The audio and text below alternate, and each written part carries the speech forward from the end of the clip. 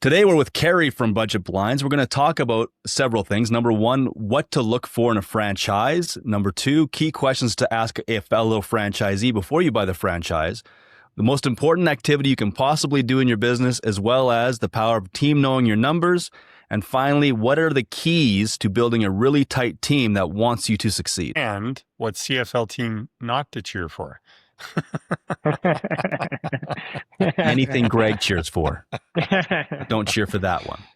I'm Dennis. And I'm Greg, And this is the More Profit, Less Stress podcast. where we provide the tools for more profit and less stress in your business now so you can turn into a valuable asset later.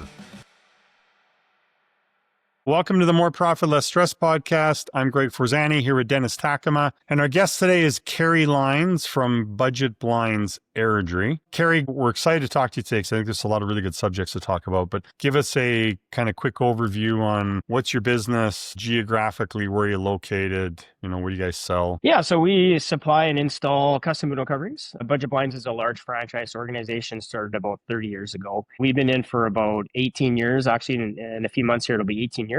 We cover Airdrie, which is just north of Calgary, Alberta. And we go kind of around Calgary to Chestermere, which is on the east side. And then we go up north to a few rural areas like Olds, Three Hills, Sundre, things like that. So wait. You've owned this business for 18 years? Yeah. Like we actually started in Regina, Saskatchewan. Went out there for about a little over a year. And then we've been in Airdrie since 2010, coming up to 16 years here. So you bought the franchise in Regina and then ported the franchise to Airdrie? Yeah, so it was kind of funny. Andy, my wife, was pregnant with our oldest daughter, who's now 18, and we were wanting to get out of the corporate world. We're both engineers by trade, so we both had our engineering degree, worked in that field for about 3-4 years.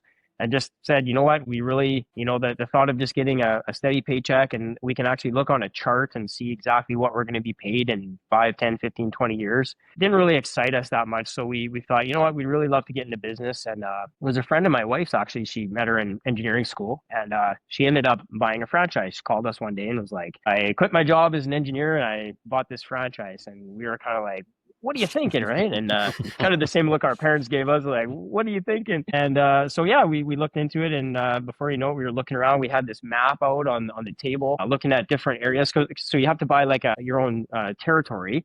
So nobody else from Budget Blinds can sell in your area, and likewise, you can't go and sell in there. So you have to kind of find an area. And we were looking at anything from like Fort McMurray, Alberta, where I'm from. We're looking in BC, British Columbia, in Saskatchewan, and it just ended up being that, funny enough, Regina was the best opportunity at the time. Nobody had owned it yet, so we could get in for a low franchise fee. Our oldest daughter was just in a little baby carrier and in her little cart, and we moved her out to Regina. Didn't know a soul, and just thought, you know what? It's got an international airport. We can fly home, and we thought we'll just give this a try. And it ended up working out in the long run. So yeah, about a year and a half later, Airdrie, which is always where we want it to be because we've got family close by and it's got lots of growth here. It ended up coming up for sale about a year and a half later, and we ended up buying this and selling our Regina area. So yeah. Okay. So you sold one location and bought the other. They didn't let you port it or anything. Oh, you got it.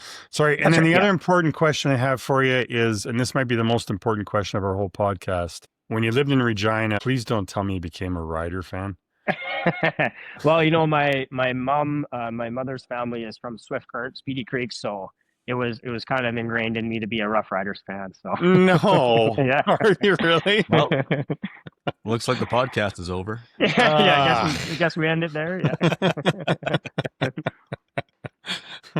Personally, I don't care. Craig's like everything in the sports. I couldn't care one way or another. Judging by the way he's reacting right now, I think we should call it a day. Your NFL choice is good. I respect the Chargers, but the Riders, yeah. Not that you have a family bias in that or anything. No, not at all. Yeah, that's right. Yeah. Sorry, Greg. So that's quite the bold move to move from engineering over to deciding to buy a franchise. It's kind of like you went into an area that's completely unrelated. Like I can't think very much that's similar between engineering and sales overall in general. Like it's not often you find people who have the engineering mindset getting into a sales capacity. Yeah, you're right, Dennis. I knew zero about sales. The thing we liked about it is we always kind of knew we'd want to be in the business eventually in our career. This just kind of landed in our lap, and we thought a franchise is a great option because fortunately Budget Blinds has a really good training program. Like you go down to Orange County, California, You do a 2-week intense training course, and they teach you anything from sales, how to run a business, how to run the systems and processes. I mean, to a certain level. We've obviously had to improve those quite a lot since then, but we thought this would be a great way to start in. We'll start in a franchise and then maybe go somewhere after that. But we eventually just, it was such a good opportunity for us, and we just ended up staying in the franchise because it did have a lot of really good things, and there was no real reason for us to leave it. And so you said that Budget Blind was a franchise for 20 years, so you guys got in basically the ground floor. 30 years. Yeah. It's been 30 around. years, I think okay. it was founded in 1992. So it's, at the time of this recording, about 33 years old, almost 34. So yeah, we got in Halfway 18 in. years ago. So yeah. It was actually fairly new to Canada. I think there was only maybe 7 to 10 owners in Canada at that time. So it was fairly new. So that's why we had kind of our pick of a spot. Now it's like, there's nothing available. You have to buy someone else's franchise.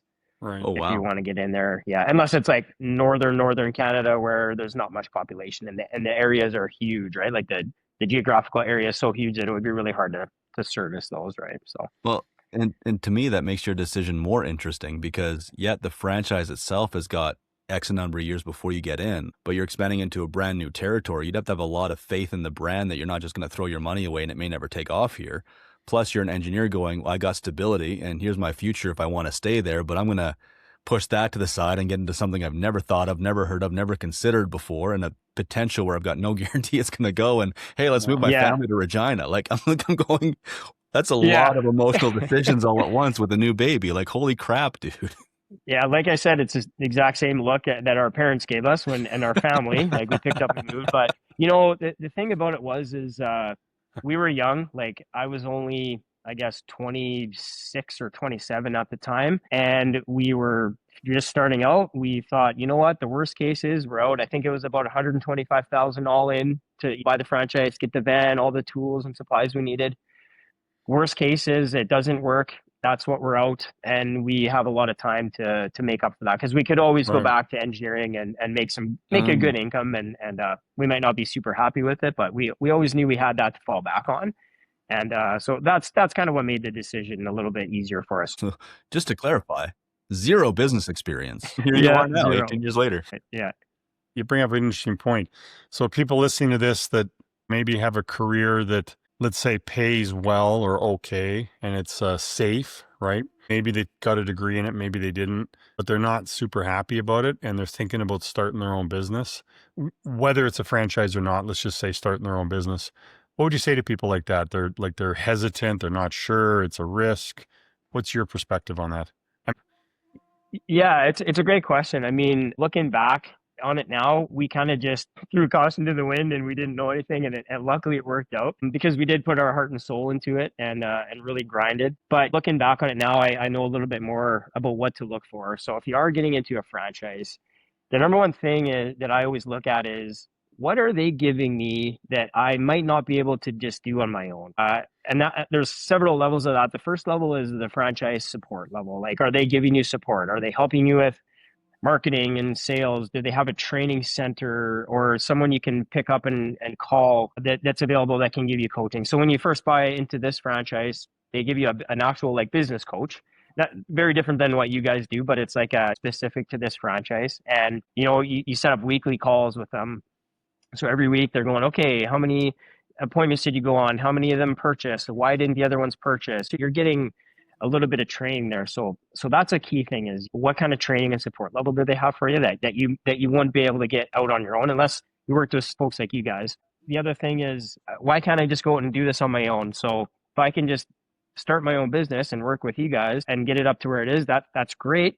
But what we have in a franchise too is there's a lot of other fellow franchisees. I mean, there was a lot less when we first started, but you can learn off of them too, because they're doing the exact same thing that you are, just in a different location. But as you guys know, with business, really, even in a franchise, like the problems I'm dealing with are the exact same that other people are dealing with in different geographic areas. And that actually works with across different businesses too. So like someone who sells flooring or someone who sells a service, like a lawyer or something.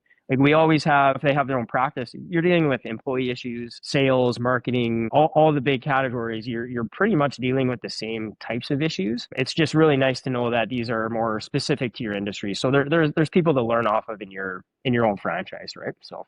Nice. So someone's got that job and they're just kind of hesitating starting their own business and leaving their career because it's safe, right? Like you did. Like what pushed you over the edge to go do this? So in hindsight, would you do it again? Leave your career to go be a business owner? Absolutely. Yeah. It just, Okay. it filled my bucket more. Just again, knowing what we're going to be paid and what we're going to make over the next 15 years.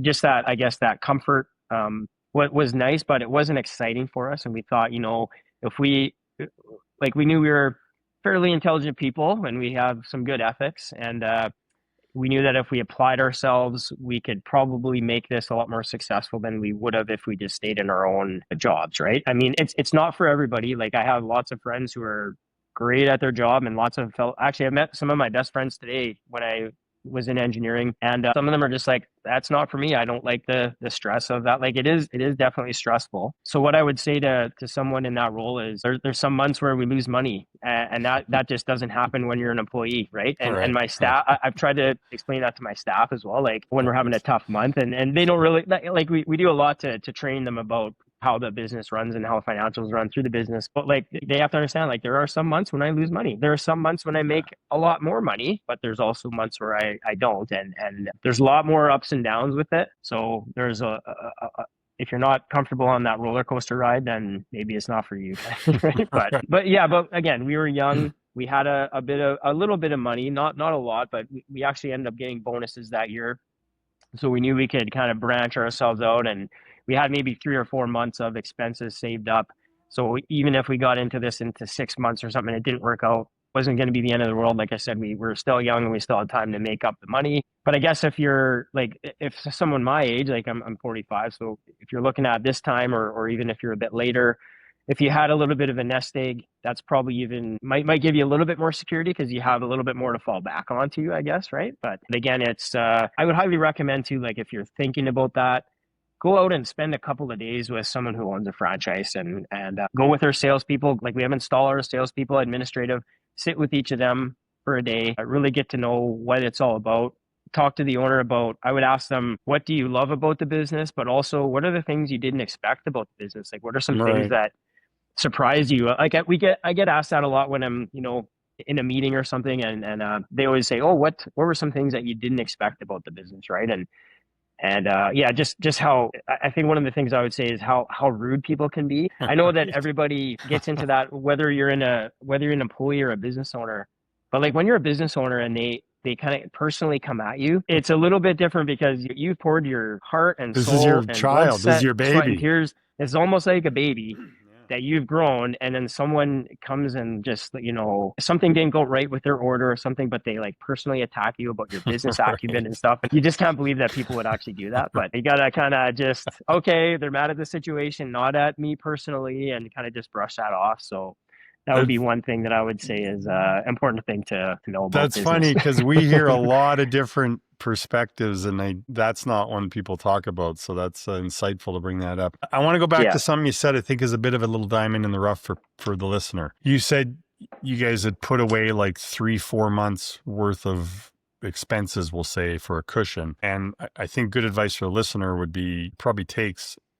in a lot of cases, it could take 24 months to get a business where it starts making a profit, right? So it might actually take 24 months for the business to even be able to pay you full wage for your job. So like month 1, you make nothing, month 2, nothing. Maybe by month 6, you get 25% of what you should get paid as a job. And by month 24, you can get your full salary, and just kind of averaging out all businesses. So I just wanted to expand on that comment you said, because I think a lot of people, when they start a business, don't properly budget or plan for that. And they need to, because the last thing you want to do is pull the rug out from under yourself before you even give yourself a chance to get going, right? Like if you run out of money by month 4, you're screwed. And maybe actually you're okay. Like maybe you're on the right track by month 4. You just don't have enough money to keep going. And that's not good. So you have to build a proper budget and plan for that over at least 24 months.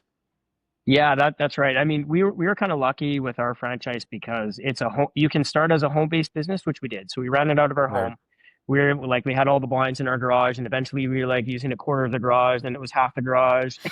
So we could still get one vehicle in there. Then it was the whole garage. And then it was like the garage and some of the house. And so we eventually grew to needing to be out into a space, right, into a commercial space. But that's a good point. So I would say, if you know with your franchise, you can start with like a low cost. Like I know there's a lot of home-based franchises. So that's a benefit because your expenses may not be as high as, let's say you went and bought a factory type business where it's already running, but you got this huge overhead of, the location, the staff, keeping the lights on. But again, that business should be showing profit so that when you're buying it, it's a profitable business. So there's two ways to look at it.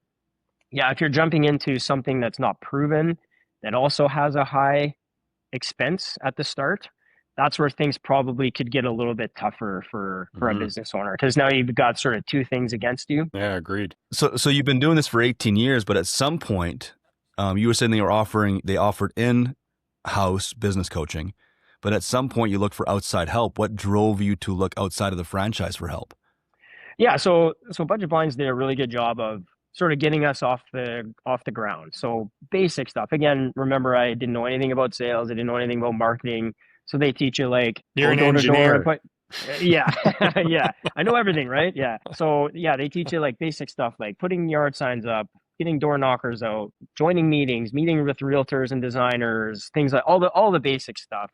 They also get you off the ground with like, here's how you do a sales process. And it was very, very basic, right? So we eventually got to a point where now we have staff and we have a location and the expenses are getting higher. So we are going to need to make those expenses every month and things can get away from you. So the reason why we started asking for help is I remember it was a tough year. The economy was kind of dipping. I think it was around, was it 2016 or 15 or 17 or 18 or something? I can't remember what the year was, but the economy wasn't doing so great in Alberta. And we actually ended up on paper losing money that year. And it was just because you get comfortable and you don't really think that it's going to happen. And it was going so good for so long that we just took it for granted.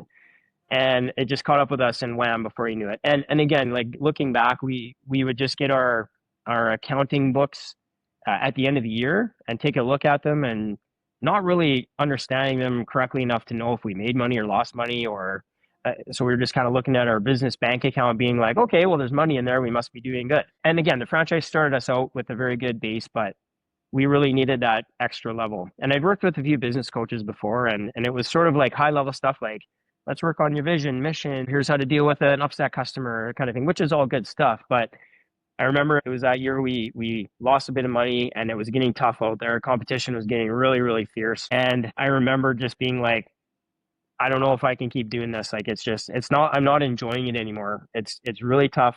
We're not making money. I don't know where to go. Like felt like we were trying our best. And then my wife, Mandy, was on social media. I think it was Facebook or Instagram or something. And she saw your guys' ad with the business owner in jail. Like, do you feel like you're in jail in your business? And that sort of hit home for us. She showed that to me and I'm like, yeah, I totally do feel like I'm in jail with the business. Right. So she sent me the link and then I Googled it, went and found you guys and realized that you were working already with some of the business owners I knew in Airdrie and surrounding area. And I was like, oh, wow. And I watched the testimonial videos. So I immediately booked a call with Greg. And then the thing that really hit home for me was first thing he said to me was like, okay, let's get out your P&Ls for the next 2 or 3 years. And I was like, yes, this is what I've been looking for. In a business coach up to now is like, I need to know my numbers and I need to know what ratios things should be. I need to know, are we actually making money and what does that look like? So for example, I knew nothing about a net profit percentage, which is like obviously the most important number. And I didn't know, does that include fair market wage or not? Like how much should I be paying myself? All these questions that I didn't know anything about. So that's what basically got us in there. And when you were immediately, let's look at your P&Ls and you're breaking it down, I'm like, this is exactly what we need right now. And I knew you had a lot of other things to offer and we'd get into that, but this was like what drew us in. So it's funny that you say that because my mind goes straight to, yep, the engineer figured out there was numbers and he wants to figure out what those numbers are. And you're attacking your business problem like an engineer, right? There's got to be something wrong in the numbers and everybody else is giving me the emotional hairy fairy stuff. And that's not what I'm looking for. I'm looking for how do I build the building? That's right. And I'm a fully admitted spreadsheet nerd to the nth degree. My wife makes fun of me all the time. My friends do. It's just how I operate. So looking at the profit plan spreadsheet was, it's so daunting to everyone. And I'm like, all right, let's get in there. Let's start putting some numbers in. I'm excited to see where this is going. Right. So I might be your only client that actually felt like that looking at the profit plan.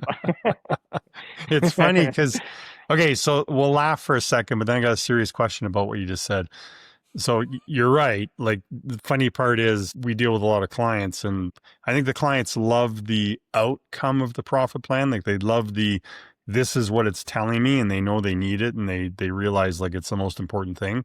But a lot of people are afraid of numbers and don't like numbers and don't like to attack them. So a smaller percentage are like you, where they love to attack it. So I commend you for that. That's awesome. But I was thinking about this podcast the other day because literally less than a week ago, I bumped into somebody, like a business owner, and without getting into details, he mentioned a certain percentage of his revenue he's spending on marketing, and it flagged me to go, whoa, like very few companies on the planet can afford to spend that percentage of revenue on marketing. So I kind of flagged that. And then his reply basically was, well, my bookkeeper and accountant know my numbers, so they say it's okay.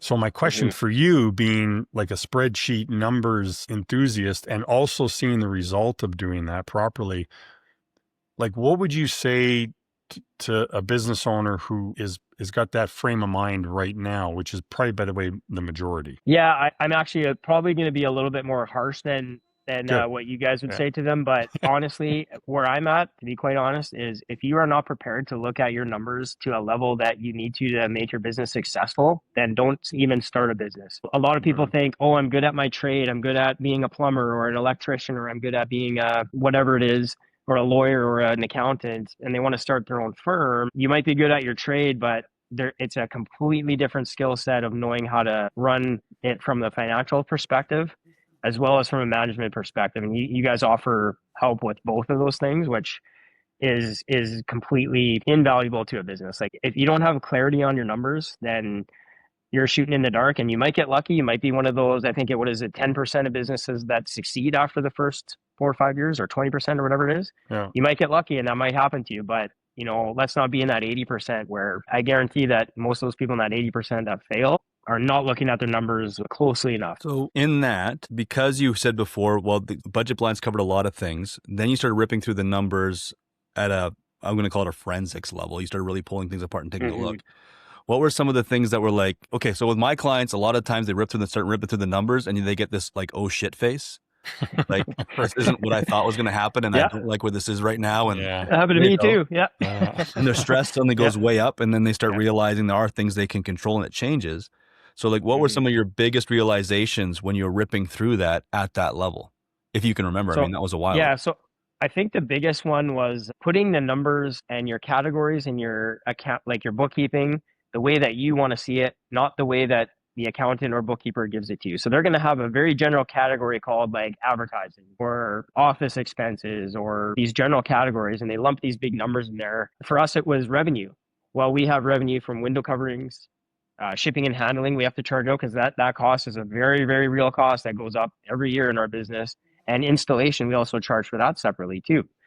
So being able to split those up into 3 different categories, we can now monitor our margins in each department and making sure that each department is flowing and it's what we're targeting for. For example, like the shipping fees, often a lot of emails go through my inbox, and some of them are, hey, the shipping fees just went up. And if I happen to miss that email, then I have no way of knowing that happened. And that did actually happen. So it was right around the COVID time where shipping and handling, as we all know, just went haywire. And it's never really been the same since. And we didn't really monitor it that closely enough. And when we started splitting that out and looking at the numbers, we noticed our shipping and handling margin went way down. Actually, we were like losing money in that department. Yeah, you're a negative. Exactly. We were negative. So we're like, well, we're doing well with the window coverings and the installation, but our shipping and handling is off. And it's not a huge part of our business, but it was enough to make a significant difference. Like I know you guys praise the, like, even 1% difference can make a huge difference to your net profit. And that's very true. So even a smaller part of our business like that, we had to readjust our shipping and handling charges. That's just so we're like actually covering our costs was a huge thing. So, and again, with the expenses, knowing what expense lines like advertising. So we have like about, 20 different things we try, while also using your marketing tool, which I can't say enough about too. So now, like you were mentioning, Greg, a lot of people are spending too much on marketing. Well, now we know, like on a numbers, on a numerical perspective, what forms of advertising are working and which aren't. So we can actually pull away from the ones that aren't working, put more into the ones that are working. We don't actually have to spend as much as, because our corporate office as well was recommending, I think it was 10 to 15%. And we're much lower than that because we know what works and we can just pour more gas on those fires that are actually working. So A lot of marketing companies recommend 15%, and that's scary because, Dennis, like of our clients, what percentage do you find could afford 15% on marketing? All of them, if they don't want to eat food at home. Like if they don't care about paying their own home mortgage or their kids wearing clothing, all of them can afford 15%. But if they actually want to have a business that pays for themselves, 5% is sometimes a big number. Yeah. Well, and I would say, I would interject too, like when you're first starting out business, and again, this is all about that, having 24 months of expenses and budgeting for it.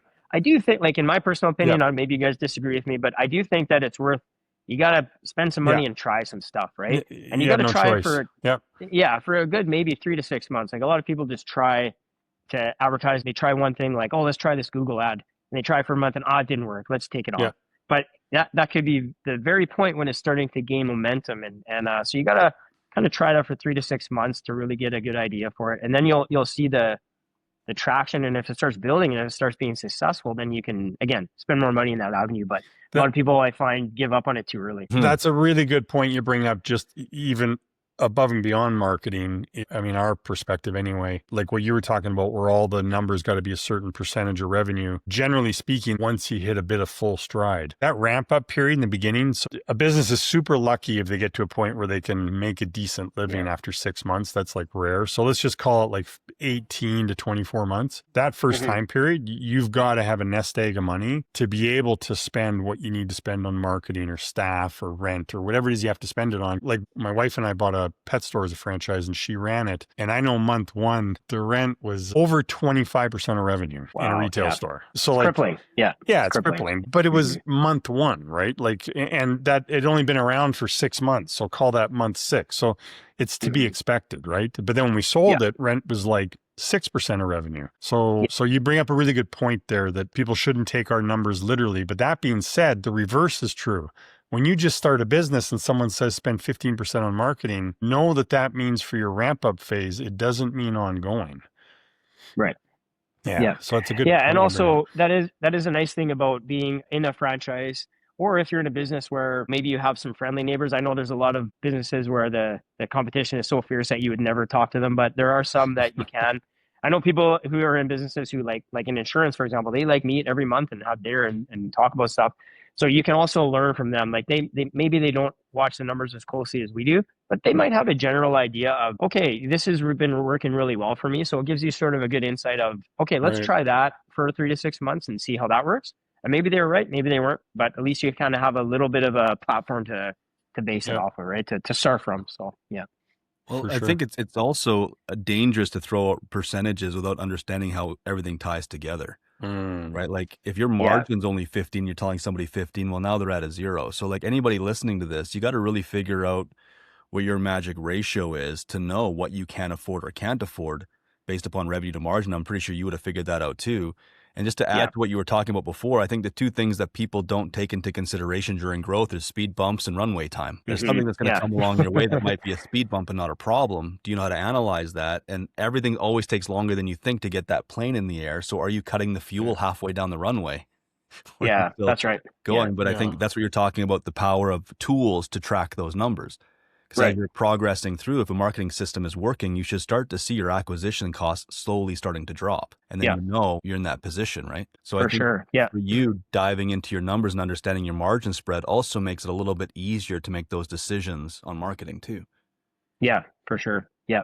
And projections as well too. Like going back to kind of a more general point we were looking at before is one of the biggest things I got out of that profit plan is even with the franchise being so good at supporting us and everything, nobody actually showed us how to like forecast properly. And I'm not a accountant or anything, and bookkeepers and accountants can only show you that to a certain level, but to your specific business, the forecasting part I think was one of the best things I took away from your guys' coaching, because just being able to see like, okay, if we hit these revenue numbers and if we keep our expenses here based on, you can take it on past performance as well, we can hit this net profit number as long as everything goes smoothly. And every decision you make throughout the year, like for example, we needed to do a big showroom renovation. So we've had our showroom for over 10 years now, and stuff's kind of getting outdated. Needed a paint job, needed new samples, the whole thing. And I was able to take that and say, okay, well, we're going to budget on X tens of thousands of dollars to do that.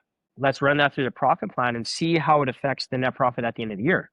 And we realize, okay, well, we might have to cut some of the things here that we may not love, but in order to get this done, we're going to have to do that. So we made some adjustments, and the net profit number, we monitor that. And now we go, okay, that's awesome. It's such a good feeling to know that if we still can do this stuff, our net profit will still be here, right? And that just is such a powerful tool. So about this time every year, we're filming this in December. I set my budget for next year, and it's such a nice, comforting feeling knowing that, okay, if we make it to here, we have this kind of net profit. So. Sorry, you're bringing up something I know you and Mandy do as business partners, because what you just said, you kind of glazed over it. And I think there's a bigger point there, that once a year you sit down and do your budgeting. But I think you and Mandy actually like literally, let's say, go away, whatever that looks like lock the world out and actually have a couple of day owner meeting where you talk through, make those decisions, build the budget, like expand on that. How important is that? Yeah. So every year we try to get out and just book a hotel, even if it's in Calgary, which is only like half an hour away,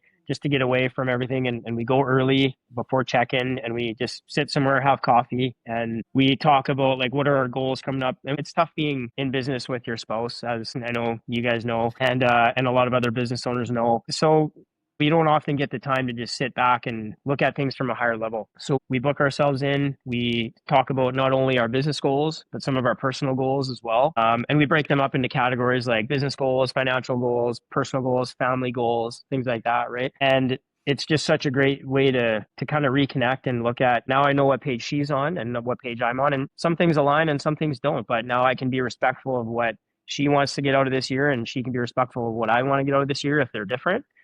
And if they're the same, we can definitely work towards it on a higher level. And it's actually funny how we look back at a couple of years ago and we just on our phone and it pulls up, oh, look at that. Here's our goals from like 4 years ago. And it's like, wow, we actually like almost accomplished all these, right? So it's kind of a cool feeling to kind of look back as well and reminisce about it. That's cool. So, okay. So another thing I think you just said that's a really good little diamond tip for people is you're making a connection between, so if you can expand on this, but the connection between your business and your personal life, because the business is where you're generating the money to live the personal life you want to live. So maybe expand on that, because I don't know if a lot of business owners really understand that your business is a tool to help you live the life you want to live, right?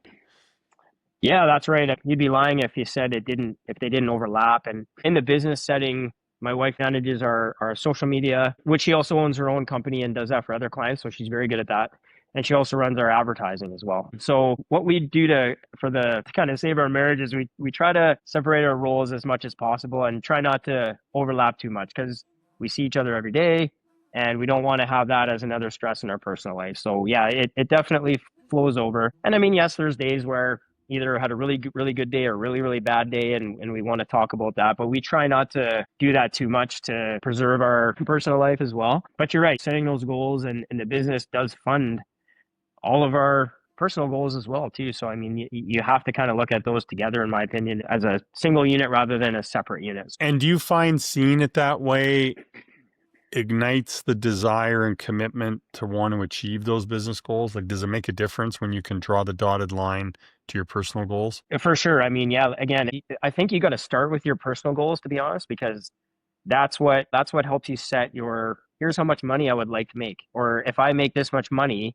here's what I can invest or do something fun with or do whatever I want with, basically, right? And so once you start with those goals and then you set your business goals to reflect that, I think that's where it can be powerful because family is everything, right? If you can look at some guys who are billionaires, like I think wasn't it Steve Jobs, right? He was a billionaire, but based on the movies, I don't know if it's the real story, but it looks like he passed away with not a whole lot of family connection there, which is really sad. I mean, you can have all the money in the world, but if you don't have anyone to share it with or to have fun with it with them, it's really, I don't know, to me it's not that exciting. Maybe it is for some people, but for me, I mean, I like to be able to share those times with family and friends. Well, I think that's a lesson that applies not just to people who own a business, but anybody in any situation for their life anyway. Because you take that back down to what even got you into this business was you looked at where you wanted your personal life to be and realized that being an engineer wasn't going to get you there.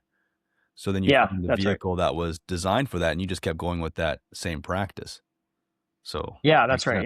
Yeah, that's right. And the other thing I really like that you brought up was you and your wife are business partners, but you're very specific about your roles within the business. And I'll call that back down to you figured out your organization chart and who plays what, which keeps the offense from trying to play the defense and vice versa, which I can imagine would save a lot of grief. But I also have to think you guys didn't come to that conclusion without some fights before. Right. Yeah. And she's amazing. She has a very high emotional intelligence, like the EQ they call it. Instead of like she also has a very high IQ, but her EQ is extremely higher than mine. Going back to her earlier career, and we had to make some tough decisions once we started working with you guys, and some tough decisions to get things back on the track. And I wouldn't have been able to do it without her because she always has that, yeah, this is going to be a tough decision, but let's consider everybody involved and what they might be thinking about it too. Because sometimes in the past, I've just been brash and I just ram a new policy down everyone's throat, or here's a big change I'm doing. And I don't really think of some of those consequences, right? And people have like, feelings. Hey, yeah, that's right. She's like, hang on a minute. What? Maybe don't say it like that, but maybe say it like this. It might be a little bit easier to digest, right? And I'm like, good point. Yeah. So you just brought up a really good word, difficult decisions. And I know in your business journey, like every other business owner, difficult decisions come up. I think something you've done a good job of, as long as I've known you, is being able to say, okay, I got to make these difficult decisions, whether it's getting rid of a staff member or changing how you structure your pricing or whatever it is, but maybe expand on how do you face difficult decisions and how do you think about it? Yeah, I think again, with the difficult decisions, going back to the numbers is key. I know you guys had a previous podcast with Greg and he talked about it in good detail. He had to let some people go that were very close to him.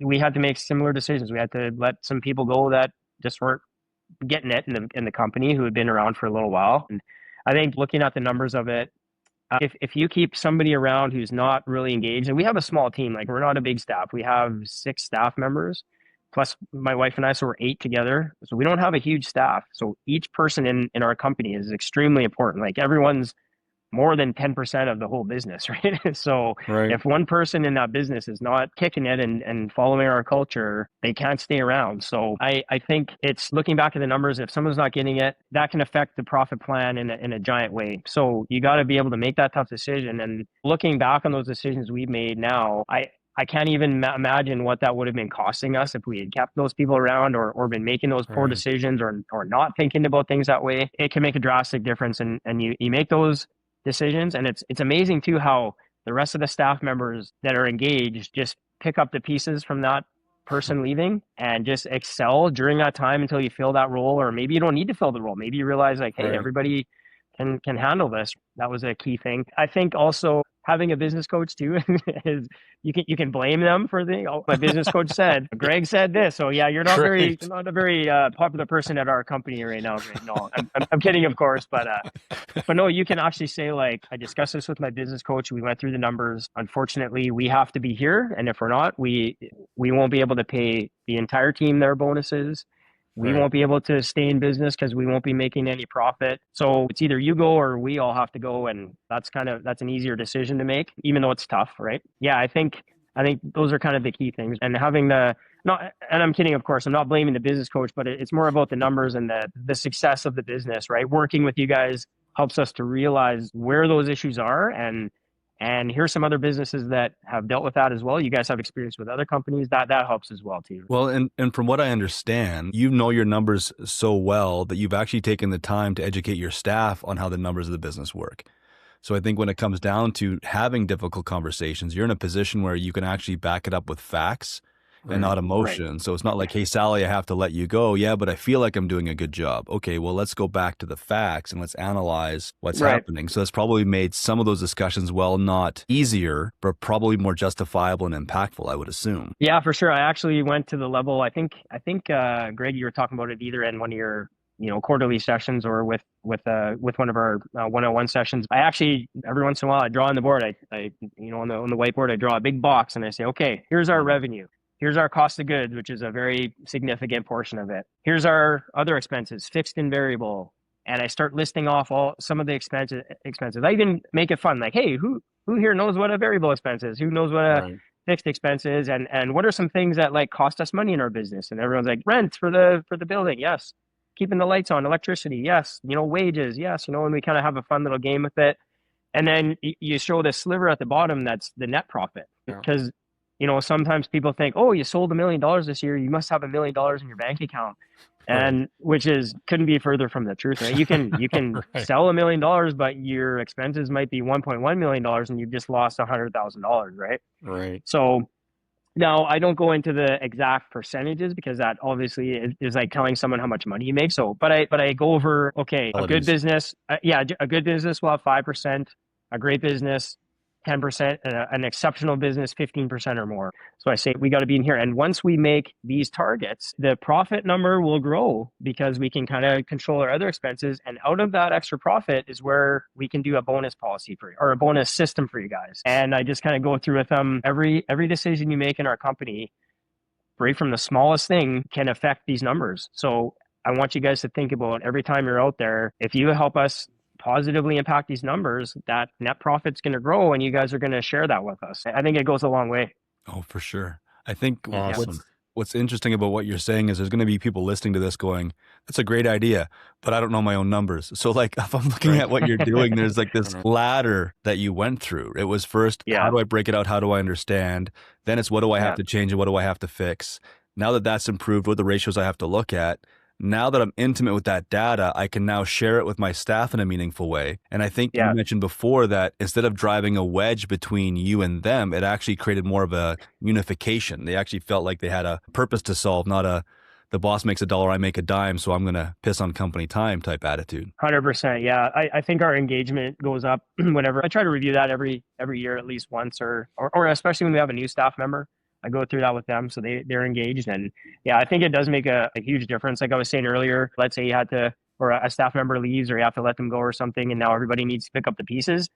I think them understanding that whole picture makes that process a lot easier. And before we knew that as well, my wife and I are always like, we would love to be able to bonus our staff, but we just don't know how to do it and where it's going to come from. Because if we bonus them and we're not making money, then we're going to be out of business. So it was such a cool feeling knowing, and Greg, we ran through the numbers it took us a whole session one time, just running through like different margins and different things. And we actually had a really good year a couple of years ago, and we sent out some pretty significant bonuses. And it was such a cool feeling knowing that, hey, you guys can make some more money. We can make some more money. Everybody wins in this scenario. So absolutely. No, it's good. And I think to kind of add to all that, to piggyback on what Dennis was saying, but if you actually attract the right kind of person to work in your company or on your team, and you share how the numbers work, like you're talking about, and you set up a bonus system, I mean, deep down, the right kind of person you want on your team, they want to thrive, they want to win, and they'll work towards that, right? If you can paint that picture that, hey, this is how the bonus works, the right kind of person will thrive in that environment. So I would just add, I would add to people listening to this, like make sure your hiring process, you're attracting those kind of people. And then what Kari's talking about will reap the benefits big time. Yeah, and you can actually put that in your ad for your job, right? And we always form it like you guys have trained us, like form it like an advertisement, not like a job description. So make it exciting. Like, here's some cool things we can do. I mentioned things like, we do have a bonus system in place that we all share. I do mention that we have a business coach that helps us make our business a great place to work and a way we can help our customers more, and all the good things that come along with having a professional coach on our team, right, as well. Nice. I think another strong point the listener can benefit from you is systems. I know coming from an engineering background, I mean, clearly you have a passion for system, routine, structure. Awesome. Now, a lot of people hear that and go, oh, I hate that. It's like being caged like a bird, right? Like, don't do that to me. So for those people, I mean, we know you're an engineer background, you love systems, but for those people who are like, oh, that's a caging feeling and I hate that and it stifles my creativity. And what perspective would you share with people around the benefit of systems to your business? Yes, I am a nerd in many areas, Greg, as you're pointing out here to everybody. And systemizing is also another one of those. Yeah, I'm taking the focus off your rider's fin so people don't throw eggs and stuff. That's right. Yeah. No, I think I'm big into that. And the reason is I think with good systems, it helps you pull back from certain areas of the company. And like I said, we have a small team. So if someone goes down or someone's sick, like we all got to be there to cover that role or it just doesn't work. So for me, it was especially important because having a good system, we can have people who may not know that role as well, can read a document or watch a couple of videos and get on track with a very short amount of time. Or if someone leaves the company altogether and you have to hire a new person, you have those systems like I went through and I redid our whole administrative system because I think there was a few things that we needed to really improve. And it took until someone left for me to realize, because I hadn't been doing that for a while, how important this is and how much stuff there is. Right. So yeah, we went as far as like writing a whole process, shooting videos, like here's how you do this and here's how you do that. And what that did was when we hired someone into that role and said, here, take these videos and take the documents and read it. She was like, it wasn't like she was like, oh, thank you. She was like, this was so helpful. I've never had a company that's had this before. And it's so nice to know that if you're not here, I can look at something and I can probably find out the answer. Yeah, there's some things that I'm not going to know, but she was like, I've never had this in another company before. And I was like kind of shocked. I was like, oh, well, that's very, very flattering. But she was up to speed in her role in a matter of like days, if not hours, rather than weeks and weeks of having someone maybe sitting with her, tying up their time. Costs more money on wages too. Totally, yeah. And I mean, it did take me a significant amount of time to do that, but it's paying dividends now. And we actually meet like every month and we review those processes and find out like, is this still relevant or is it something that we can just get rid of? Because things change as you go along. So we actually meet every month and make notes and they actually help me with it now, which is even like a thing I didn't even see coming, which is so good. So they actually will write a procedure of something they're doing, send it to me, and I'll input it in the document and save it in the drive. So that's just like this whole level of awesomeness I didn't see coming. And we did the same thing with our sales process, and also now we're just starting our installation process. So I've been going out with my installers and videoing them installing things because we had a guy unfortunately get in an car accident, and he was out for a while. And again, I was like, it was the thing that I should have had in place, but this was that kick in the butt to get it done. And just the knowledge that he has, so he was able to come out and not physically do the work as he was injured, but he was able to actually coach us through. And he's like a ninja when it comes to this stuff and he has these little tricks that just save so much time.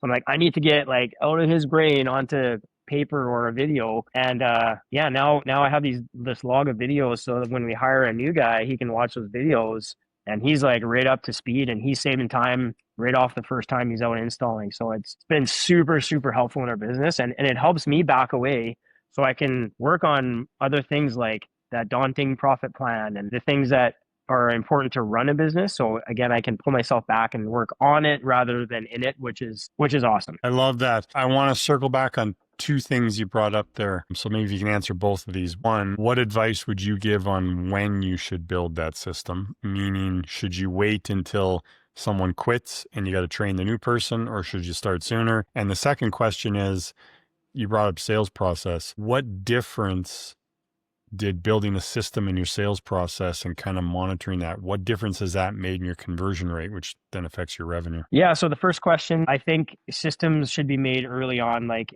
it's not going to be perfect. It never is. We continuously update our systems. But me being the engineer, I was like, oh, it's got to be perfect the first time. And it would be like this block, right? And I wouldn't do it because I just thought I was overthinking it.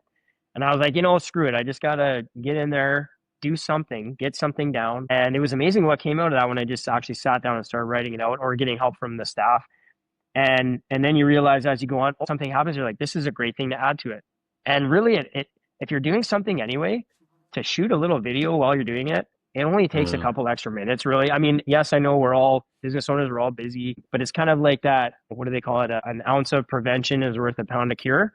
So it's Right. like taking that little bit of extra time, and it might be evenings or weekends or whenever you have some time, but that will save your evenings and weekends plus the weekdays down the road, because Right. you are actually pulling yourself out of the business, right? Yeah. Second question was, sorry, Greg, it was the Just you systemized and worked on your sales process, constantly evolving sales it. process. Yeah. And I remember that made a big difference in your conversion rate. Like that was a real tangible thing. Yeah, so our franchise gave us a basic sales process, but we fine-tuned it. We've implemented things like the DISC profile, which is, for those of you that don't know, it's like a personality profiling. I know there's lots of different ones out there. There's colors, there's Myers-Briggs. So we implement that. So what was happening with me is being the engineer, I was giving what's called a CE presentation to everybody, which is like very detailed, very data driven, the stuff that would put people right to sleep when I'm trying to sell them blinds, most people anyway. And I realized that I'm communicating to them in my language, but I need to communicate to them in their language. So that's like, we immediately interjected that into the sales process very early on with the training as well. And that my success rate so the ratio of people I'm selling to versus not went up like 15%, like almost overnight, because I could now tell that I'm talking to a different personality. I've got to talk to them in their language. So yeah, so I love that. I helps. mean, So, I remember going through your conversion numbers or like you're saying, success rate. And just think about like that 15% doesn't sound like a lot, but if an average business owner sold an extra 15% of all their leads, that's a significant amount of revenue. And then the other it's huge. comparison I remember we were doing was comparing like the sales team, which included you. So you and some of the other members, and you start to see a gap of like, off the top of my head, like your conversion rate or success rate was up around 70%. And then you had some team members down around 55%. That's a massive gap, right? So if you can get those numbers closer through a consistent process, bam, two things happen to you, the owner, happened to you was one, revenue goes up, but two, now the company's not so reliant on Kari or the owner, right? So yeah, I love it. And going back to the tough decisions we talked about earlier, if someone's at that level that's not really up to the par of the business and you've ran them through the process and the training and they're still not getting it, then there's that's either showing a lack of effort or a lack of understanding. And we'll do our best to try to get them to where they need to be. But if they just can't and they're not really putting the effort in, then that's numerically and also emotionally, we can justify removing that person and bringing someone into the team who does get it, right? Well, I think one of the things I'm really drawing out of your conversation is you have a high level of transparency. That transparency has led to a high level of trust from your staff. Your staff are then going, well, if Kari trusts us with the transparency, I also trust in building the systems. I'm going to play the game together. And it seems like through this process, yeah, you have a small team, but it sounds like you have a small team of A players, not a larger teams of Bs and Cs and trying to get everybody together. So all of this stuff that you've put in, yeah, they're all moving parts, but putting them all moving forward has really changed the entire game for you from a guy who just bought a franchise as an engineer. Right. Yeah, like I always say, like when people ask, they pat you on the back and say, what made you guys so successful, or what are the main reasons? And usually one of the main reasons I give is our awesome staff. Like I trust them fully, and I know that they are engaged, and we have such an amazing team. Like we joke around a lot, we have fun when we're like doing corporate events, but we also work really hard too. And I think that's our secret sauce, right? Compared to a lot of our other competitors or even people who are in our franchise. I think that's an awesome, awesome way to look at it is having such an awesome team that we can work together every day. So. But that's so layered. Like it's like the top of the pie says whipped cream, which is we have an awesome team, but below that we have the crust that we had to build, and then the filling we had to put in there, and then we had to mix all of this stuff. So people go, okay, great, I'm going to run out and get an awesome team. Well, okay, that sounds like a great idea, but maybe you want to maybe start making the pie first. That's right. Yeah, and it doesn't just happen overnight. Like it's a lot of work and a lot of iterations, and you have to have some people on the team that may not be getting it to learn that wasn't what we needed. And when you have a good person who comes in and fills that role and you can see the business taking off, you're like, okay, that was it. That's awesome. Now we know what to expect going forward. So on that, what advice would you give to a business owner who believes they've understood how to build the pie, but in actual fact, maybe they've just bought a can of whipped cream and they're spraying it on cardboard. And they're just, again, they believe they've tried everything they can think of. Maybe they've read some books and it's just not working. Because I think most quit. I mean, statistics say 80% plus fail, which is either close or go bankrupt. So at the end of the day, the close parts quit. And I get it. They might be in a situation they feel like they're forced to, but there's a lot of those that could be saved. It doesn't need to be that way. Because you've been kind of through that. If you're to get in their head and say, hey, think this way, what would you say? Yeah, I think as a business owner, you know what the problem is. You might just be too afraid or too nervous or too something to not really dive into it and actually figure it out. It's like looking at the numbers like we just talked about.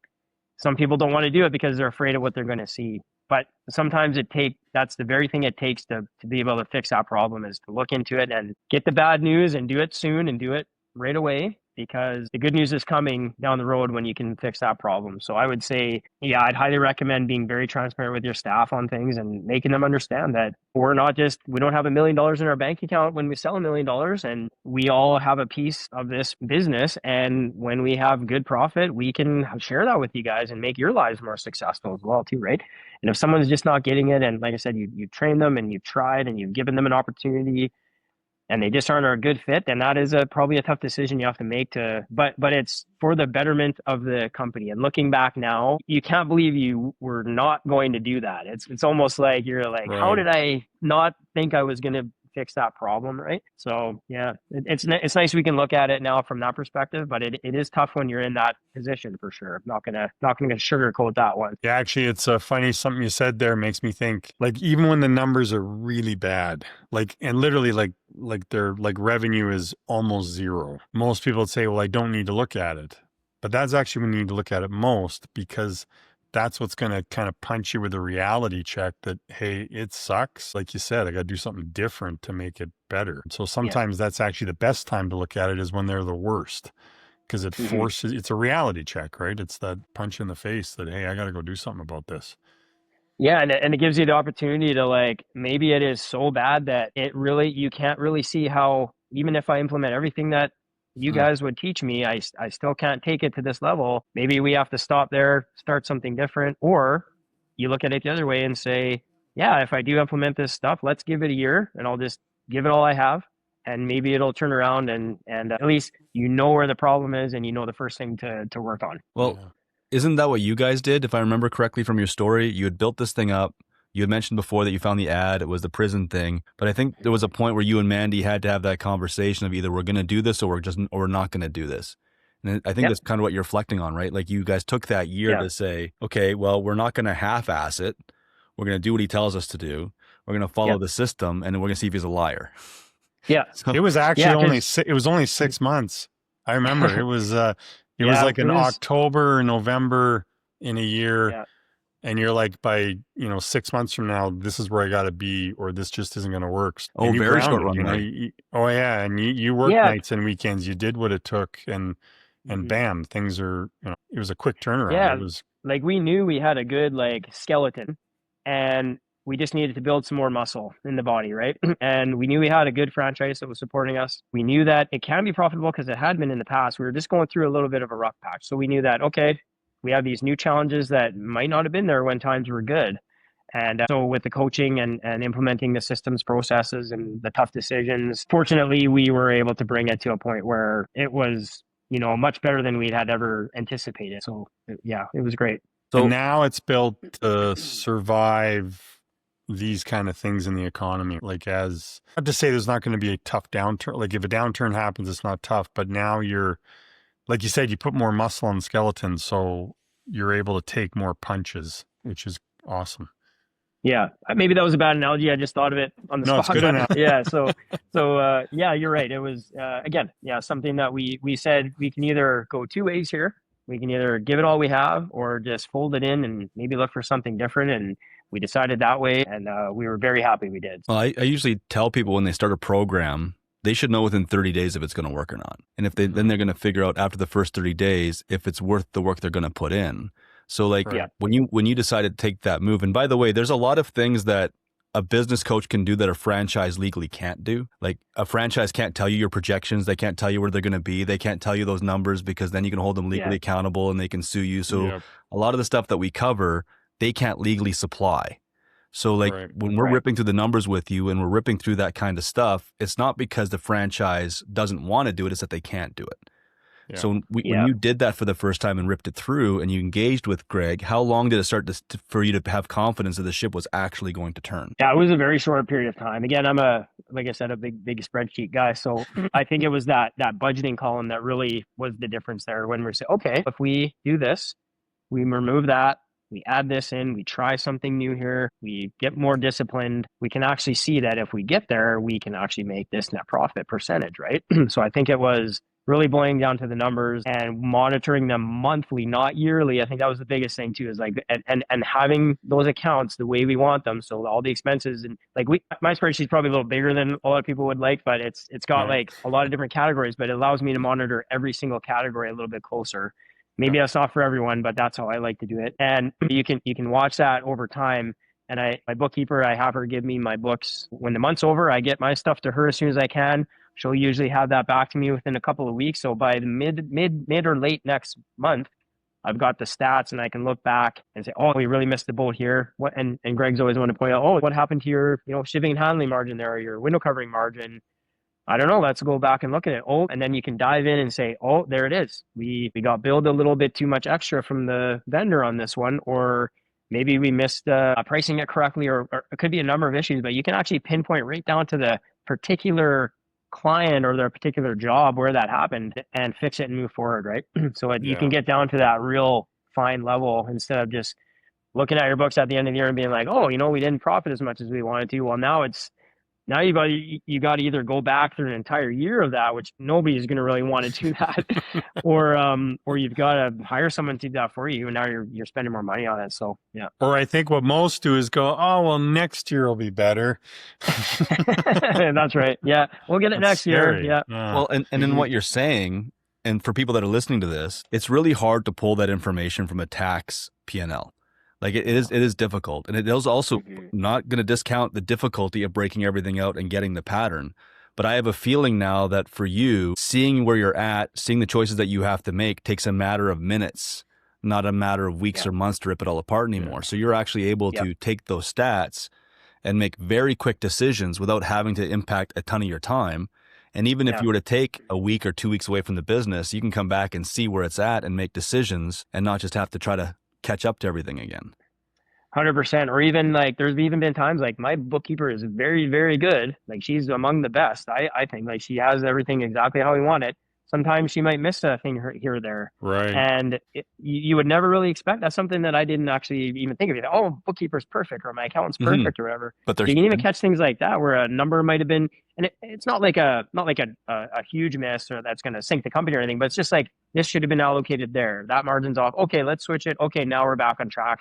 Phew, if nothing happened, or else, wait a minute, something did actually happen here. So it's just really comforting. Or a double entry, or they missed an entry, or those things happen for sure. Yeah, totally. Yeah, things happen, right? Everybody's human, right? Nothing throws off your numbers faster than a double entry. Right? That's right. Yeah. Yeah. Wow, look at the profit. Oh, damn. So for anybody that might be looking at taking the plunge to do something like add on a business coach or a service like this, what would you tell them? Yeah, it's the thing that basically moved us from being flying in the dark, as they say, shooting in the dark, whatever it is, not really knowing our numbers, and eventually leading us to a point where we lost money. And this is a profitable franchise. Most of our franchises are profitable. So when we weren't, we were kind of thinking, what's going on here? So it gave us that clarity to move forward. And now we know on a monthly level to very, very specific amount how we can now have that comfort, and also the budgeting too. Now we know if we hit these numbers, we can make our profit. And going forward, it's just such a relief and has really reduced our stress of it all, because it's better to know now than, like you guys were saying, look at it at the end of the year and be like, oh crap, let's get to it next year. A business coach can help you get from there to there a lot easier than you can do it yourself, because it's like you don't even know what you don't know. It's not like, oh, I know these numbers, but there's things in there that, like, I didn't know what percentage my wages should be of my revenue, what my marketing percentage should be. what my net profit should be based on a good business. I knew none of that. And I'm a big numbers guy, so I can imagine most other people probably don't. So Yeah. having that clarity really, really changed our whole outlook of business altogether, right? And now we know that even if, like, let's say one day we don't want to do budget blinds and we want to move on to something else, we'll know with that business what to look for as well. So it also gives you the power to move forward with different opportunities as well. It's a full-scale business education that's applicable anywhere, not just as a blinds company, is what you're basically saying. Right.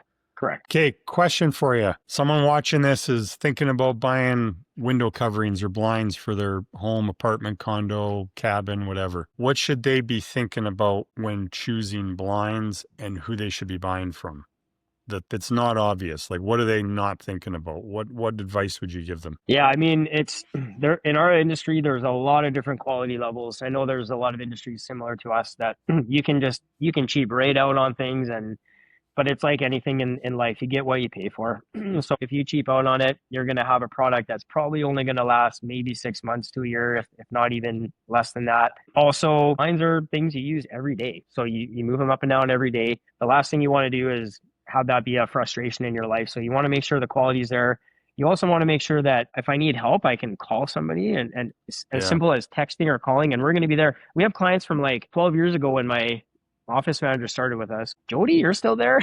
Oh, awesome. I mean, it's a text away. We can help them. We've had a lot of, we call them trunk slammers, like competitors who have popped up. They start doing a bunch of revenue, probably not watching their numbers. All the service calls start to kind of come in. I just have this little thing I need help with on my blind, and they can't handle it, and they're out of business. Now there goes your service, right? So you want to make sure that they've been in business for a long time, that they're giving the quality and the service that you need. And also working with some fun people, I think doesn't hurt either. So our staff has got a pretty good positive attitude. So I think dealing with us can make that whole process a lot smoother for everybody. So Everything Cool. should be fun. Yeah. And if somebody lives in the greater Airdrie area or north of Calgary, how do they find you? Just budgetblinds.com. Put in your postal code, we'll pop up there. They can call us, email us, text us on our main line. Yeah, there's lots of ways. Kari, thank you very much. Appreciate all the good advice. And it's great for people to hear successful perspective from somebody who's done it, which is awesome. Much appreciated. Yeah, thank you guys for having me. I was very flattered to be invited. So yeah.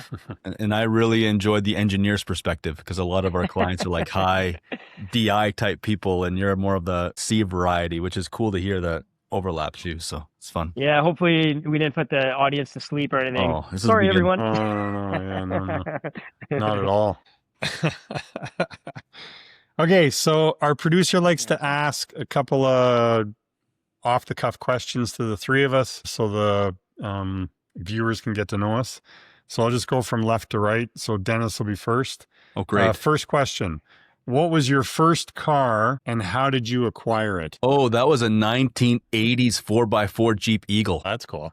Grew up on a farm. My dad got that when I was like 13, 14 years old, and he got it from a neighbor who's giving it away. So you're talking about the SUV car, right? The SUV car, yeah, the one where you could flip the four-wheel drive switch in, but it's sitting in the back. I think that was the first SUV made. Don't know. That's cool. Had it. It was definitely a lot of fun for ripping through the fields on. I don't think it ever actually made it to the highway because we destroyed it before I actually got my license, but that was the first car I'd ever owned. Those are cool. Kari, how about you? Yeah, mine was a 1989 Honda Civic. Kind of got it from my mom. It was an older car, and she ended up getting a new car. She was nice enough to give that to me while I was driving around. And I have a funny story. We never really maintained it that much. I didn't really know about maintaining vehicles or anything, which like in our business now is like we have to do it like every 6 months minimum. But I was literally moving from, so I grew up in Fort McMurray, Alberta, way up north, driving to Edmonton, which is a 4-hour drive to go to school. Made it about half an hour out of town, and smoke started billowing out of the hood. And I was with my best friend, who we were roommates for the first year. So my stepfather had to drive out, come pick us up, drove us back, and then we had to take my friend's car, and then never saw that car again. So the funniest part of the story is I never saw that car again. So I'm just picturing this forlorn thing sitting on the edge of the highway. It's still there. Might still be there. Yeah, who knows? That's funny. So mine's similar to Kari's. Mine was a sewing machine on wheels. It was a 1981 Honda Civic. I think the Civic came out in 79. I might be wrong there, but it was like the very first generation, right? That little looked like a sewing machine on wheels. Yeah. That was a great car. Loved it. It was, zero power, but yeah, great. It was really good. It had the appropriate amount of power for Greg Forzani for the way Yeah. he was starting out to not die. Actually, it was my mom's old car, so I did a whole bunch of like cutting lawns and stuff like that to build up. Like, I think it cost me $800 or something. So I had to save up $800 to buy it. Yeah, it's great. Okay, question 2. What's the story behind the scar you're most proud of, Dennis? I don't think I have one that I'm proud of. I've got a huge one on my forearm for when I got my arm stuck in a piece of farm equipment when I was 16 years old. So almost lost my arm at that point. So I can tell you the stats are true about farm injuries. They are there and it is possible. Otherwise, nothing I'm proud of. I think every scar I have, my broken collarbone, my broken arm, everything else is not from being prideful. It's from being stupid. So each one tells a story of how it was really stupid. Right. Kari. Are we talking like emotional scars or just physical scars? Yeah. Yes, emotional scars. Yeah, there's lots of those. No, just kidding. Is that being a Riders fan? No. Yeah. No, it's from being an Oilers fan. That's emotional scarring is on a daily basis. With that, yeah. Right. No, I don't have too many scars. There's one above my eye in my eyebrow area. I was little and it was my first big boy bed. And my mom said in the middle of the night, I fell out of bed, hit my head, almost lost my eye actually. It was dark, so she came and comforted me back to sleep. Put me in my bed, and then next morning she had like blood all over her like arm and all over my face and stuff. And I'm proud. I guess I'm proud to have my eye, and only a scar. My absolute favorite part of that story is the fact you said big boy bed. Yeah, it was my first big boy bed. Yeah. Oh, your mom must have felt so bad the next morning though, and seeing. Yeah, that. she was like, "Oh my God, where's all this blood from?" Would have been. That'd been rough. So, yeah. That's funny. Yeah, so I got, like Dennis, a bunch from just being a stupid young person, but I think maybe I got one right down the center of my chest from open heart surgery 2 years ago, or a year and a half ago, I guess. And the good part was I just remember waking up thinking, hey, I'm alive. This is pretty cool. Yeah. Which is actually, we need more business coaches. Yeah, you wouldn't think that's actually a thought, but the first thing went through my mind when I woke up was, hey, I'm alive. That's suffering from a different type of broken heart, hey? Yeah. Totally. Yeah. Yeah. Yeah. Cool. Appreciate it, Kari. Thanks a bunch. Thanks, guys. Awesome. Thanks for listening to the More Profit, Less Stress podcast. If you liked what you heard, be sure to subscribe or follow on your favorite podcast platform and leave a comment or review if you're feeling generous. To learn more about us and what we do, check out our website. Until next time, take care.